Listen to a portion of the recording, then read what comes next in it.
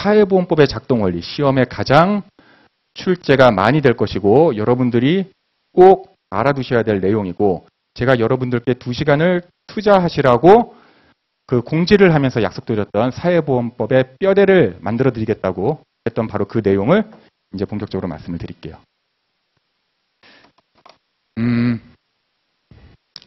자, 사회보험은요, 보험자라고 하는데요. 보험을 운영하는 자가 있어야 되겠죠. 이게요, 고용보험과 산재보험은요, 근로복지공단이 운영을 해요.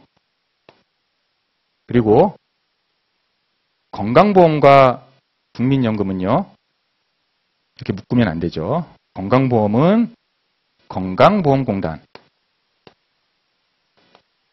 그리고 국민연금은 국민연금공단이 보험을 운영을 해요.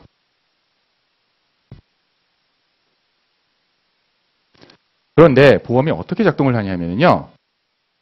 보험자가 처음에 이거 보험을 누구한테 적용하지? 적용을 해야 되고요. 누구한테는 보험을 적용하고 누구한테는 보험을 적용하지 않을 것이냐.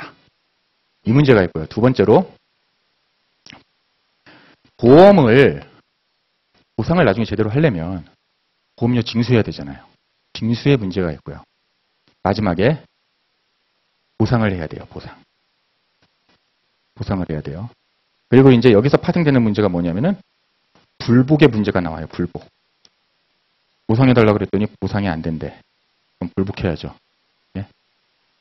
물론 이제 바로 소송 걸어서 법정으로 가는 경우도 있겠지만 우리 사회보장 체계는 그렇게 바로 소송으로 가기 전에 일단 저 공단이나 그리고 이제 그 공단이 소속한 부에서 일단 그 불복 절차를 밟을 수 있도록 그런 절차를 마련했었어요. 이 사실 우리 시험에서 나오는 사회보험법의 대부분이 이 문제예요. 그래서 이거를 뼈대를 확실하게 잡아 놓으시면은요, 그 법령을 읽으실 때 술술 넘어갈 수가 있습니다. 자, 적용부터 말씀을 드릴게요. 적용을요, 어떻게 하냐면은요, 사업이나 사업장 단위, 그리고 사람 단위, 이렇게 두 가지로 합니다. 사업이나 사업장 단위로 적용을 하느냐, 적용을 하지 않느냐, 이게 사업이나 사업장 단위에 적용을 할 경우에는 성립이라고 하고요. 적용을 하지 않을 경우에는 소멸이라고 해요. 보험관계의 성립, 소멸. 그리고 사람 단위는요, 피보험 자격의 취득이냐, 아니면은 피보험 자격의 상실이냐, 이래요. 그래서 뼈대를 명확히 갖추고 계신 분들은요, 이 앞에 주어가 없어도요, 성립하면은 사업장 단위 얘기하는 거구나. 소멸하면은 사업장 단위 얘기하는 거구나. 상실하면은 사람 얘기하는 거구나. 이렇게 이해를 하실 수가 있어요. 자, 그런데요, 이해가 안 됩니다. 왜요? 아니 그냥 사람 단위로 하면 되지. 사업장 단위는 왜 있어요? 이해가 안 돼요. 상식적으로 생각해 보세요. 저희 어렸을 때 건강보험은 제가 직장이 없어도 가입이 돼 있잖아요. 우리 아빠 때문에. 세대주가 가입돼 있으면 가입돼 있잖아요.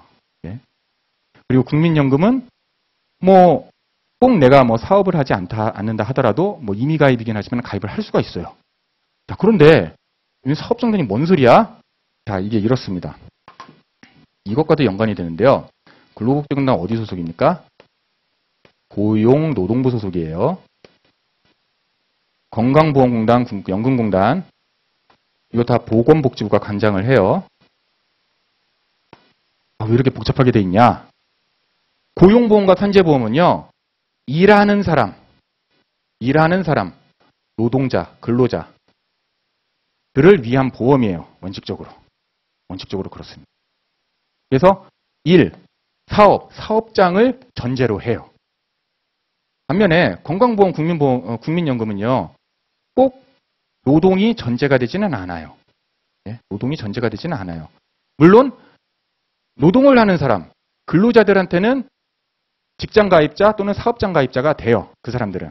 되기는 하지만은 꼭 그걸 전제로 하지는 않아요. 자, 그러다 보니까 특히 고용보험과 산재보험은요, 사업장 단위의 성립 소멸이 중요해요. 그걸 한 다음에 그 사업장에 속한 사람에 대해서 피보험 자격 취득 상실을 인식을 해요. 그림으로 그려볼게요. 자, 세로이 아빠가요, 아까 실직했었잖아요. 열심히 노력을 해가지고 취업을 했어요. S사에 취업을 했어요. S사에 취업을 하기 전 세로이 아빠는 근로복지공단에 아무리 나 고용보험 들어줘, 산재보험 들어줘 하더라도 근로복지공단은 대답이 없어요. 이 사람은 근로복지공단의 입장에서 꽃이 아니에요. 아무것도 아닌 거예요. 그냥 들풀이에요.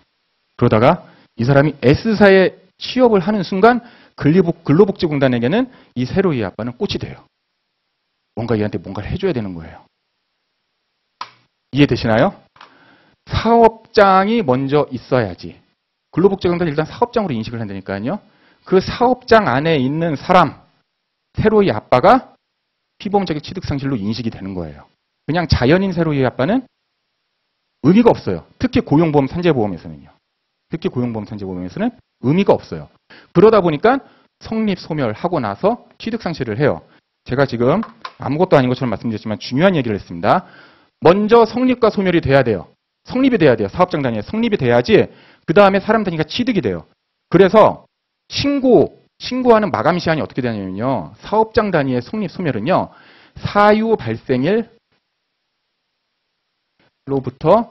14일 이내예요. 그런데 피보험 자격 취득 상실은요. 언제냐면은 다음 달 15일까지예요. 이거를 이해를 못하면은요. 이걸 외운다니까요. 암기를 하다가 나중에 며칠 지나면은 헷갈려요. 아, 뭐가 14일이고 뭐가 15일이었지? 막 헷갈려요. 머리를 쥐어 뜯어요. 그거는 본인 탓이 아니에요. 본인에게 이해를 안 시켜준 책과 강의의 탓이지 본인 탓이 아니에요. 보세요. 이게 먼저 돼야 되잖아요. 사유 발생일 14일 이내가 먼저 되면은 이거는 무조건 그 다음으로 따라오겠죠? 예. 이게 이거보다 먼저 될 수는 없잖아요. 그런 케이스를 있으면 한번 말씀해 주세요. 예. 없어요. 그래서 이렇게 만들어 놓은 거예요. 예. 그 고용보험과 산재보험은 그렇게 해서 만들어 놓은 거예요. 그런데 선생님 이상해요. 건강보험은요. 다 14일 이내래요. 사유 발생일부터. 예. 사람 단위의 취득과 상실도 다 14일 이내에 신고하래요. 반면에 연금은요. 국민연금은요. 다 다음 달 15일까지 하래요. 이거 왜 그래요? 왜 그러나요? 이건 이렇게 말씀드릴게요. 건강보험은요. 제가 저도 예측 못하게 오늘이라도 지금 다칠 수가 있어요. 그렇죠? 지금 이러고 있다가 갑자기 뇌출혈로 픽 쓰러질 수도 있습니다. 빨리 적용을 해줘야 돼요. 예? 이걸 단기보험이라고 하거든요. 단기보험. 그러니까는 둘 중에 빠른 걸로 무조건 다 해주는 거예요. 예? 그래서 사업장 가입자를 하더라도 직장 가입자를 하더라도 다 14일 이내에 하라 그러는 거예요. 건강보험은. 반면에 국민연금은요. 장기보험이에요. 자, 제가 국민연금 지금 붙는다 해가지고 바로 받을 수 있습니까? 일정 연령이 돼야 되죠. 독인 의료인것만 해도 55세가 돼야 돼요. 물론 이제 여러분들은 저를 보면서 얼마 안 남은 것 같은데 그럴지 모르겠지만은 아무튼 그래요. 그러다 보니까는 이거는 다음 달 15일까지 둘 다 해도 된다는 거예요. 자, 여기까지 이해되셨죠? 자, 적용이 하나가 지금 이 문제가 있고요. 또 하나가 뭐가 있냐면요. 자, 그리고 성립 또는 취득은 그러면 언제부터 적용돼? 그날. 그리고 소멸 상실은 언제부터 적용돼? 다음 날. 이것도 많이 헷갈려요. 네. 지문 싹 바꿔서 내면 많이 헷갈려요. 나중에 한번 기출문제 보세요. 기출문제 여러분 큐넷이라고 들어가셔가지고요. 기출문제 자료 찾아보시면 쫙 나와요. 문제집 살 필요 없어요. 거기 보면은 이런 게 나온다니까요. 자, 보세요. 사업장의 성립은요. 개업한 그날이에요. 소멸은요. 사업장이 폐업한 다음 날이에요. 자, 사람 단위 피보험 자격 취득 입사한 그날. 그리고 상실은 이직한 다음 날. 다음 날이에요. 이렇게 프레임을 잡아놓으시면, 뼈대를 잡아놓으시면 헷갈릴 이유가 없어요. 그럼 이건 왜 그래요? 제가 계속 말씀드리죠. Y를 설명드리죠. Y를 알아야 돼요, 우리는. Y를 알면은 이해를 하는 거예요. Y를 모르면은 이해를 못 하는 거예요. 왜 그럴까요? 제가 오늘 입사했습니다. 합격의 법학원에. 그런데 내려가다가 사고가 났어요. 이 낮은 강단에 내려가다가 다리가 부러져 버렸어요. 그리고 전치가 6주래요. 낙상사고가 났어요. 그런데 그날 적용을 안 해주면 어떻게 돼요, 저는? 산재 못 받아요. 그래서 그날이에요. 반대로 오늘 제가 퇴직을 하는 날입니다. 인사를 하러 왔다가 여기 몇 분들이 좀 사회보험에 대해서 좀 설명 좀 해주세요. 그래가지고 이제 설명을 하기 시작했어요. 그러다가 내려가다가 다리가 뿅 부러졌어요. 그런데 퇴직일 그날 상실을 했으면 저는 산재보험을 못 받아요. 오늘이 아니라 내일, 다음 날에 상실시켜야 되는 거예요. 이해되셨나요? 그러면은 적용은 지금 한 3분의 2 정도 됐어요. 뼈대는. 하나 더 말씀드릴게요. 사실 적용할 때 이거 이상으로 까다로운 게 있는데 뭐냐면요. 그 사업이나 사업장이 이게 있습니다. 고용보험, 산재보험, 건강보험, 국민연금. 저는 그냥 이렇게 별로 뭐 두 문자를 이렇게 따고 그러진 않는데 제가 따는 두 문자가 너무 유치해갖고 높은 산에서 건국을 했어요. 당군 할아버지가. 고산 건국이에요. 창피하네요. 예. 그런데 고용보험과 산재보험은요. 원칙이 누구한테 적용하냐면요. 근로기준법상 근로자에게 적용을 해요. 원칙이. 여길 넘어갔네요. 근로기준법상 근로자에게 적용을 해요. 그런데 건강보험은요. 나중에 법문을 보시면 알겠는데 그냥 근로자라고만 되어 있어요. 그래서 이런 문구가 있어요. 법인의 임원 또는 이사라 하더라도 건강보험이나 국민연금의 사업장 단위의 가입자가 될 수 있다라고 써져 있어요. 이게 왜 그러냐면요. 아까 결국 그 얘기예요. 고용보험과 산재보험은요. 일하는 사람, 근로자, 노동자를 위한 보험이라니까요. 그러니까 근기법상 근로자.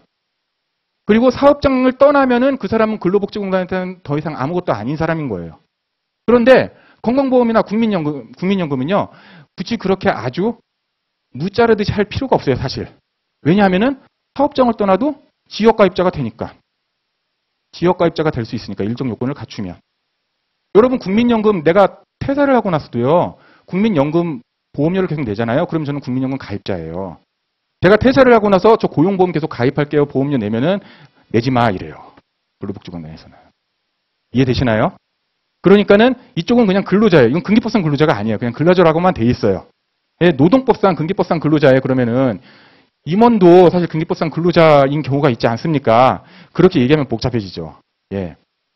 물론 이제 실질을 봐가지고 정말 임원이 근기법상 근로자인 경우가 있을 수가 있어요. 그런데 일단은 형식적으로만 봅시다. 예, 그런 경우는 오히려 좀 법정 다툼이 일어났을 정도로 특이한 상황이라고 보시고 원칙적으로는 이래요. 그런데요. 이 원칙을 일단 기억을 해두시고요. 원칙을 기억을 해두시고 자, 적용 제외가 있어요. 적용 제외. 적용 제외가 있고요. 마지막엔 또 뭘 제가 말씀드릴 거냐면은 예외가 있어요. 예외. 자, 적용 제외. 타법 적용. 그리고 가군의 고용활동. 그리고 영세사업자.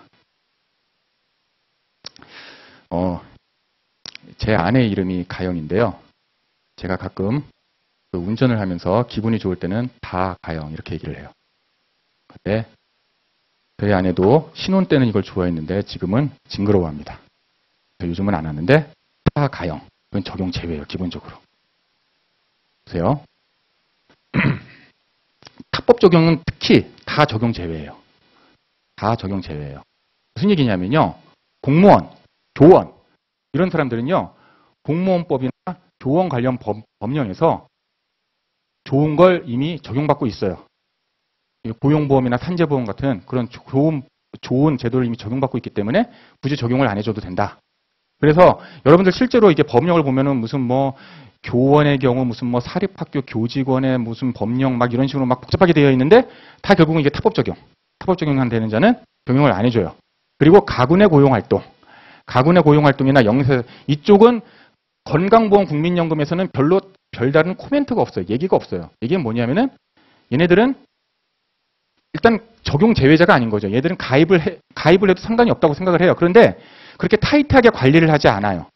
가입을 하건 안 하건이에요. 왜냐하면은 사업장에서 가입을 안 해도 어차피 직장 가입자가 돼야 되니까.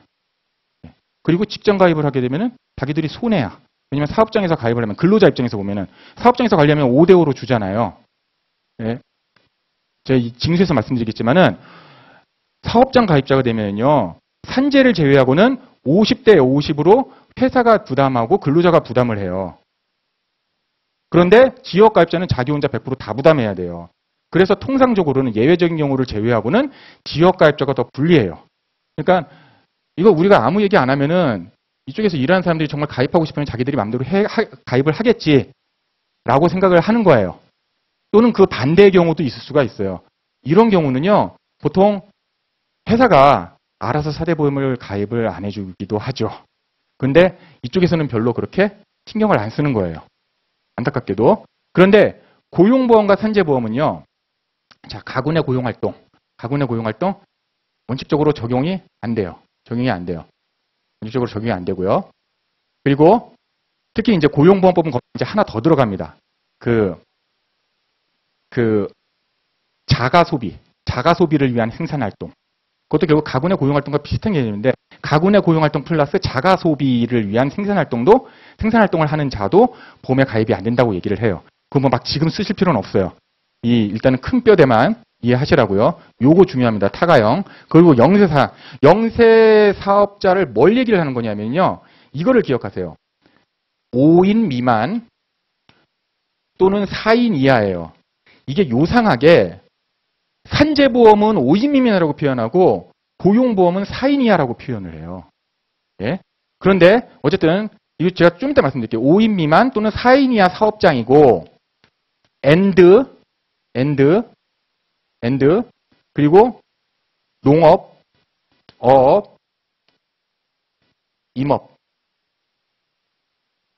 등의 종사를 하고 이 사업이나 사업장이 비법인, 법인이 아닌 경우 이런 경우에 적용이 제외돼요.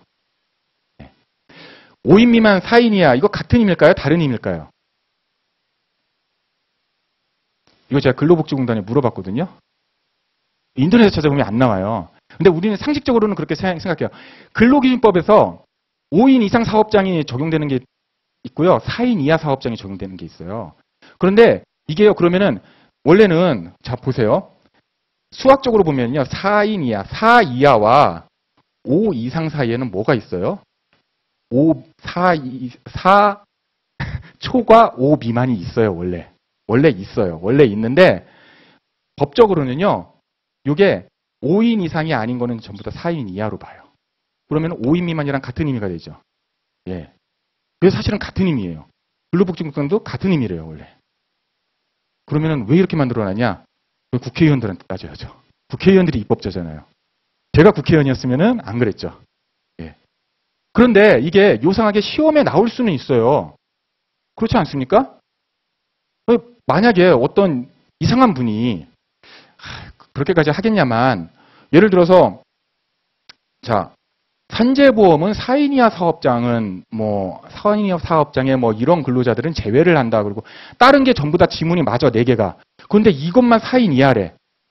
4인 이하는 5인 미만이나 마찬가지인데 그러면서 답이 없네라고 하면 안 되죠. 그때는 가장 그래도 이상한 거 법령 문구랑 다른 걸 골라야 되겠죠. 그런 경우는 어쩔 수 없이 이걸 골라야 되겠죠. 예. 어쨌든 의미는 같다 기본적으로. 근데 여기에 이제 고용보험은 좀 다른 게 또 있어요. 별정제 공무원이나 임기제 공무원의 경우에는 본인이 신청을 하면은 또 가입을 하도록 되어 있어요.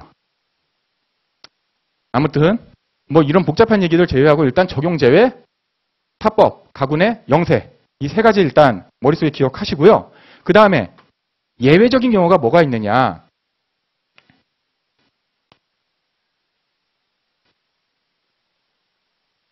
초일 특자. 저는 매월 초일에 보쌈집에 가서 보쌈을 먹는데 특자를 시킵니다.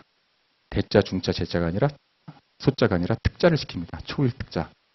계속해서 이제 유치한 기억법에 향연이 벌어지고 있습니다. 자, 초단시간 근로자가 있고요. 일용직 근로자가 있고요. 우리 특고라고 하죠. 특수형태 근로종사자 또는 특수고용직. 그리고 다영업자. 이들은 좀 예외적으로 봐야 돼요. 예외적으로 봐서 이 법마다 다 조금씩 달라요. 그걸 지금 하지는 않을게요. 지금 설명을 드리는데 그거 괜히 쓰고서 골치 아파 막 이러지 마세요. 그냥 요것만. 여러분들은 오늘 뼈대를 만들려고 오신 분들이니까 요것만 기억하시라고요. 알았죠? 요것만 기억하시는데 초단시간 근로 여기서 기억하실 건 뭐냐면요. 한 가지 원칙은 있어요. 산재보험. 이 뼈대에다가 하나만 더 할게요. 산재보험은요. 이 예외 사항도요. 다 사실 적용해줘요.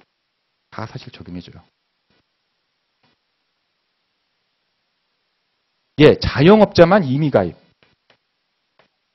임의가입이에요. 임의가입이고 거의 다 적용해줘요. 산재. 왜냐? 산재보험은 심지어 불법체류 외국인도 적용해줘요. 다치면 사업장에서. 불법체류 외국인이라고 해서 적용을 안 해줬어. 근데 알고 보니까 얘가 사우디아라비아의 왕의 차남이야. 차남인데 얘가 다리가 부러졌는데 산재보험 적용 안 되고 얘 병원비도 안 내겠다고 해가지고 그냥 얘 방치해뒀다가 얘가 병신이 됐어요. 장애인이 됐어. 그러면은 이거 어떻게 되는 거예요? 이거 외교 비하가 되고요. 잘못하면 석유 파동이 일어나요. 그러니까는 다 가입해. 사실 정확히 말씀드리면 인도주의적인 차원에서 해주는 거예요. 그렇죠? 인도주의적으로 이건 다 해줘야 되는 거예요. 이거는. 그래서 다 적용돼요. 산재보험은. 예? 자, 그런데 고용보험의 경우에는 조금 달라요. 고용보험의 경우에는 초단시간 경우에는 3개월 이상 근로를 했어야 되고요. 건강보험과 국민연금은 사실 또 더 까다로워요. 예. 더 까다로운데 지금 안 하겠습니다. 이거. 예. 그리고 일용직의 경우에는 고용보험도 하루만 근로를 해도 다 적용이 돼요. 일용직, 건강보험, 국민연금 좀 달라요. 다른데 일단, 예. 이건 나중에 이제 요거 다 머릿속에 넣은 다음에 요것만 예외적으로 머리에 넣으시면 돼요. 그리고 특수형태 근로종사자, 고용보험은 이 원칙적으로는 안 되죠. 원칙적으로는 안 돼요. 원칙적으로 안 돼가지고 요즘 전국민 고용보험 하는데 특수형태 근로종사자도 당연가입을 시켜야 된다 막 이런 얘기가 나오는 거잖아요. 예? 원칙적으로는 안 되고요. 그리고 이제 자영업자도 얘네들은 이미 가입이죠.